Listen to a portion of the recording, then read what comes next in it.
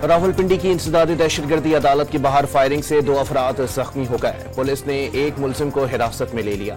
इस्लामाबाद की मकामी अदालत में 26 नवंबर एहतजाज पर तशद्दुद के खिलाफ केस।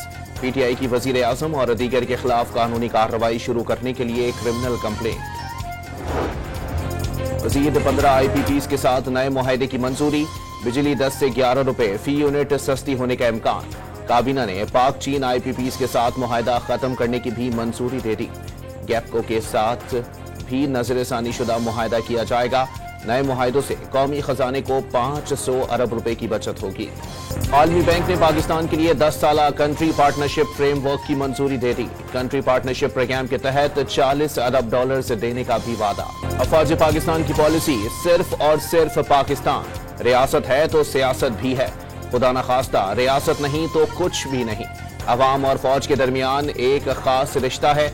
इस रिश्ते में किसी खलीज का झूठा बयानिया बुनियादी तौर पर बैरून मुल्क से एक मखसूस एजेंडे के जरिए चलाया जाता है।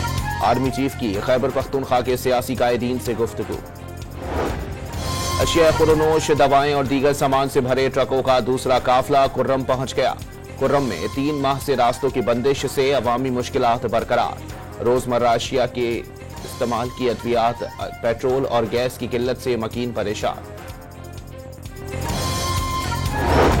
नॉर्थ कराची से अगवा बच्चे की रिहाई के लिए गैर मुल्की मोबाइल नंबर से तावान का मुतालबा। अगवाकारों ने रिहाई के लिए 5 लाख रुपए तलब कर लिए। रकम की मुंतकिली के लिए बैनुल अक़वामी बैंक अकाउंट नंबर भी दे दिया। गवर्नर सिंध की साहिम के वालिदैन से मुलाकात। बाजियाबी के लिए मुकम्मल ताउन की यकीन दहानी करा दी। फैसलों ने 27 लाख रुपए का बिल अदा न करने पर चिन्योट रेलवे स्टेशन की बिजली काट दी। रेलवे स्टेशन अंधेरे में डूब गया। अमला तारीकी में काम करने पर मजबूर।